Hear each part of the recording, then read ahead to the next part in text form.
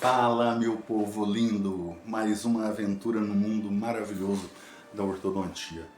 Esse questionamento é bom, hein? Será que tem como a gente mudar uma face com um tratamento ortodôntico? Será que ele é capaz de fazer isso? E é isso que nós vamos ver hoje. Bom, vamos começar, é lógico, pela boca. Visão do lado direito, visão do lado esquerdo. Observe que nessa visão do lado esquerdo falta encaixe dos dentes. É interessante que do lado direito, embora todo o problema que tem aqui, ainda existe encaixe dos dentes. E a visão anterior é essa que vocês veem aqui. Explicar o que aconteceu nesse caso é tão complexo que a gente vai ter que começar do fim para o começo. Vocês sabem que a gente sempre mostra os resultados no final, à medida que a gente vai explicando todo o processo do tratamento. Mas aqui, excepcionalmente, a gente tem que ver o antes e o depois para saber o que aconteceu. E a situação é exatamente essa que vocês estão vendo aqui. É uma face em sorriso de uma jovem, gênero feminino, uma moça bonita, mas que a gente vê que existe alguma desarmonia ali que está ligado ao terço médio da face. Ou seja, tem uma grande possibilidade de ter relação com posicionamentos dentários ou posicionamentos esqueletais. Vamos ver, e eu sei que é difícil das pessoas perceberem isso, porque comumente a leitura que as pessoas fazem é olhar o rosto e falar: alguma coisa está estranha, alguma coisa está desarmônica. Mas elas não conseguem entender com tanta profundidade quanto a gente o que está acontecendo ali. E é isso que nós vamos destrinchar nesse caso. O que nós vamos fazer é mostrar quadro a quadro os detalhes que tem alguma discrepância ou que tem algum comprometimento estético e em seguida as duas fotos de antes e depois para você observar o que foi alterado ali. E o primeiro problema que nós vamos observar é um problema com relação à convergência da asa do nariz. Que é isso aqui, ó. Quando vocês veem essa lateral do nariz aqui nessa região, ela converge para o centro. Ela não é aberta. Isso é algo que, dependendo do tratamento ortodôntico, a gente pode alterar. Então veja só, a gente tem que se preocupar com esta região e depois do tratamento, e antes, aliás, a comparação é essa aqui. Eu apontei o local e agora você olha e vê a diferença que existe. Segundo ponto, chama-se columela nasal. Columela nasal é essa região inferior do nariz. Geralmente, ela está relacionada ao ponto estético quando as pessoas observam que houve uma elevação da columela, ou seja, fulana de tal está com o narizinho empinado. Percebe antes e depois que houve essa alteração? Pois é, houve alteração na columela nasal, levantando a ponta do nariz. Então, tanto a alteração da asa do nariz quanto columela nasal dá um aspecto nasal melhor e mais afeminado, o que, lógico, contribui muito na face dessa moça. E interessante, né? Os machões de plantão vão falar assim: ó, mas que bobagem que esse cara tá falando. Isso não faz diferença nenhuma. Uma modificaçãozinha no nariz vai mudar a vida de alguém? Pense bem. Pouca coisa que se muda em um nariz transforma a vida de uma mulher, sim. Próximo ponto a ser observado: o sulco nasogeniano. Estão vendo aqui em mim, ó, eu já tô velhinho, né? Ó, esse sulco aqui, até que eu tô bem, rapaz. Esse sulco aqui chama-se sulco nasogeniano. O sulco nasogeniano geralmente está relacionado com a aparência de maioridade da pessoa. Quanto mais velho, maior a propensão de marcar o sulco nasogeniano. Hoje você vai sair na rua e começar a olhar ali as velhinhas, os velhinhos, que tem essa região aqui. E, cara, eu também sou velhinho, eu tô quase nos 60, tá? Estava rindo da minha cara porque eu tô bem, sim. Vocês vão sair na rua, ver os velhinhos e as velhinhas e vão observar a presença desse sulco nasogeniano. É algo implícito na estética das pessoas. E vocês veem aqui como é que a gente consegue dar uma suavizada nesse sulco nasogeniano dela. Outra alteração que há aqui, o contorno da mandíbula.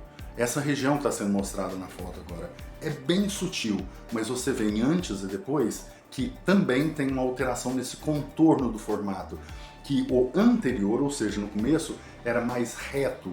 Já na segunda foto, no final, tem mais volume, é mais arredondado. Lembre-se, tudo para mulher mais arredondado fica mais bonito. Isso é quase que uma regra. Lábios finos, ou melhor, espessura de lábios.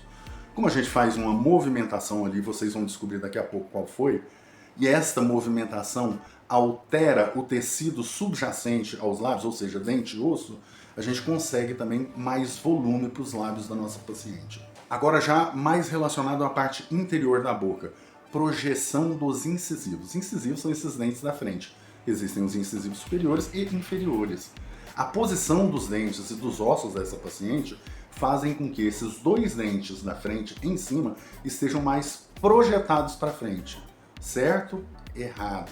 Esses dentes estão bem posicionados. O que acontece é que os dentes de baixo estão para dentro e os dentes nas laterais deles estão para trás. Se a gente mantém esses dois dentes da frente nessa posição, pega os de trás e leva para frente, e pega os de baixo e leva para frente, a gente consegue harmonizar esse sorriso.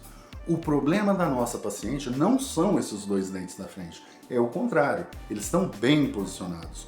Todos os outros é que estão fora do lugar. Black Space, esse nome bonito, chique, nada mais é do que um buraco preto que aparece no sorriso, deste lado e deste lado. Isso significa o quê? Que a maxila, essa parte superior, está atrésica. Então, por óbvio, a gente vai querer fazer alguma mecânica que vai propiciar este tipo de movimento ali para poder preencher a boca, enlarguecer o sorriso da nossa paciente. Smile Arc. Smile Arc, moçada, é um conceito estético de ortodontia que nos diz que sorrisos arqueados dessa forma, como aparece aqui na foto, proporcionam maior beleza ao sorriso. Sulco mentolabial, esta região aqui. Quando essa região está bem marcada, possivelmente ou a paciente tem o mento projetado para frente, ou tem uma deficiência na posição dos dentes inferiores ou osso, que faça o lábio dobrar nessa região e cria o sulco mentolabial, que também dá uma impressão de envelhecimento. Observa aqui que houve uma alteração nele, ele praticamente desaparece. E junto disso a gente altera também a projeção mental, ou seja, esta região é melhorada. Ah, porque você mexeu nela, fez uma cirurgia aqui para tirar um pouco do queixo? Não. Nada de mexer no mento, no queixo. É o contrário. É essa parte aqui que é projetada para frente e se alinha, entre aspas, com essa inferior aqui e tira aquela impressão de queixinho de bruxa. Você já deve ter ouvido essa expressão certamente. E por último, mais um detalhe que passa batido para muita gente é o comprimento da face. Olha que interessante. Pera aí, cara, você foi um pouco longe. Você está querendo me dizer que você mudou o tamanho do rosto da paciente? É exatamente isso, sim. Em ortodontia, a gente consegue modular o tamanho, o comprimento da face. Observa, a primeira fotografia é menor do que a segunda fotografia. E isso não é por acaso, porque na segunda fotografia, o rosto da paciente aumentou em comprimento. Por isso que essa segunda foto aqui, de baixo, é maior do que a de cima. É para caber o rosto ou o terço inferior da face na mesma imagem. Bom, então, pelo que nós vimos aqui, houve uma série de tênues modificações.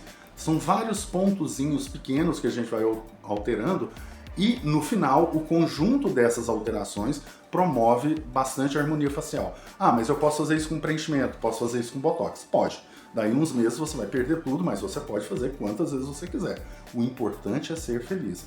Mas existe, em alguns casos, não são em todos, a possibilidade de fazer essas alterações de forma definitiva, que você leve para o resto da vida. Não todas, algumas sim. É questão de escolher o caminho que você quer tomar. E como eu sempre digo para vocês, o nosso método é cefalométrico, não existe para mim essa coisa de observação, ah, olhei a foto dela aqui, eu vou alterar isso, vai ficar bom, acho que vai ficar bom. Não, tudo é estudado através da cefalometria da face, onde a gente consegue observar os movimentos que são possíveis diante dos problemas que estão presentes naqueles números, que relacionam posição de dente com osso, osso com dente. E por óbvio também, já deu para imaginar, pô, esse cara cresceu o rosto dessa paciente neste sentido, e cresceu neste sentido. Pois eu garanto para vocês que crescer neste sentido não é nada complicado. Agora, crescer nesse sentido é bastante complicado e existe uma fase certa para fazer isso. E é aqui que começam os problemas verdadeiros. Observa isso, olha. É uma paciente de 17 anos e 9 meses, ou seja, 18 anos. É adulta. É uma paciente do sexo feminino. Isso é ruim. Junto com a idade, é muito ruim. Por quê? eu vou ter que romper esses dois ossos aqui. Veja bem, aqui, a maxila, são dois ossos que na idade adulta se juntam. Antes da idade adulta, ou seja, na fase puberal, pós-puberal, um pouquinho, você consegue romper esses dois ossos, afastar eles e depois é formado material aqui no meio e esse rosto, entre aspas, fica mais largo. Por isso promove todas aquelas alterações. Mas no caso dessa paciente, é completamente contraindicado, porque a maturação óssea das mulheres é anterior ao dos homens. Por exemplo, esse gráfico aqui mostra maturação sexual feminina e masculina. Observa, tem uma linhazinha ali que está antes da outra. Isso aí é a comparação do quanto uma menina se transforma em mulher mais rápido do que um menino se transforma em um homem. E isso também tem a ver com a maturação esquelética, a maturação óssea. Ou seja, ali, em tese, esses dentes já estão fundidos, não tem como ser separados a não ser por cirurgia. Isso é péssimo pra gente. Nesta idade para uma mulher, ou seja, de 18 anos, a literatura diz que é praticamente impossível. O ponto do qual eu parto é: está perdido? Não tem jeito? Ótimo, então vamos sentar porque não temos nada a perder. E de fato é o que a gente faz. A gente usa um dispositivo chamado disjuntor palatino, há vários tipos dele, que a gente fixa nos dentes e vai fazer ativações no aparelho bem fortes, muito fortes mesmo, a ponto dessa força ser transmitida do aparelho para os dentes e das raízes dos dentes direto para o osso, até romper esses ossos, maxila direita e esquerda. Porque vejam bem, olha, inferior dessa paciente é legal, você vê que é um arco arredondado, mas olha o superior, como é em quilha, é triangular. Pois é aí que está o nosso problema. A gente tem que pegar esses ossos superiores e fazer isso aqui. E a forma que a gente tem que fazer isso nessa idade, ou melhor, nessa idade é contraindicado, mas nesse caso deu certo, é fazer isso, separar esses ossos para poder crescer lateralmente a maxila do paciente. Ah, mas eu duvido que você fez isso numa mulher adulta. Fiz sim. E o pior, deu certo, ó a radiografia. Tá vendo ali aquela linha mais escura no meio? Essa linha mais escura é a separação da sutura palatina. É quando os dois ossos se separam. Mentira, você não fez, não é essa paciente. É ela sim, olha, são os mesmos dentes. No dia que abriu o espaço. Então a gente abre os dentes? Não, a gente abre o osso. Os dentes simplesmente acompanham, cada dente acompanha o seu osso, tá? Mas depois a gente vai fechar isso e não tem problema nenhum. E é o que a gente faz no próximo passo, olha. Tirou o disjuntor, aquele aparelho que dá essa pancada ali, a gente já monta o aparelho fixo para poder, com um arco bem pesado, para poder segurar essa expansão. E você vê aqui nessa foto, que bacana, olha, como a boca inferior e superior, que eram abotoadinhas, agora estão nessa posição. Percebe como a boca superior cresceu? E o simples fato de dar liberdade para a boca inferior, para os dentes inferiores, tranquiliza a gente, porque a gente sabe que montando o aparelho fixo inferior, os dentes já buscam o seu caminho para se encaixar nos dentes superiores. E aí vai ser mamão com açúcar pro tio. Então olha lá, a transformação do arco, olha por essa foto. Como é que esse arco superior agora, em nada se parece com aquele arco anterior que você viu agora mesmo, em formato de quilha ou triangular. E na foto de comparação anterior e posterior, ainda com o aparelho, você vê que houve uma alteração muito grande na posição dos dentes, certo? Errado de novo. O que foi modificado aqui, basicamente, foi a posição de osso. E de dente também, tá bom? Mas o movimento principal foi ósseo. A correção desses problemas só com a movimentação de dentes não dá certo. A gente precisa fazer o desenvolvimento lateral desse osso superior. De um lado, que é o direito, tudo encaixadinho, bonitinho. Do lado esquerdo, tudo encaixadinho. Lembra lá no começo que eu falei, olha, esse lado esquerdo, os dentes não se encaixam, não se engrenam, né? Pois é, agora eles são encaixadinhos. E olhando de frente, olha que legal ficou o sorriso. Todo redondinho, né? Que sorriso bacana. Eu queria ter um desse também. Poxa vida, redondinho, bacana, um sorriso que se destaca, olha que legal. E agora sim a gente pode fazer a comparação de como era antes essa boca e como ela está agora. Resultado bacana, hein? Eu curti. E é por isso, moçada, que sim, é possível alterar a face de uma pessoa, de um paciente, através de tratamentos ortodônticos. Todas aquelas questões como a columela nasal, a lateral do nariz, o arco de cupido, espessura de lábio, contorno de mandíbula, sulco nasogeniano, todos esses fatores foram alterados com a alteração de posição de dente e principalmente com a posição de osso, tá bom? E eu espero que você tenha gostado. E se você realmente gostou desse conteúdo, dá um joinha pro tio, dá uma moralzinha, vai. E se puder seguir o canal também, bacana, porque o algoritmo reforça o trabalho da gente, tá bom? Um grande abraço pra você e eu te espero na próxima vez. Valeu, galera!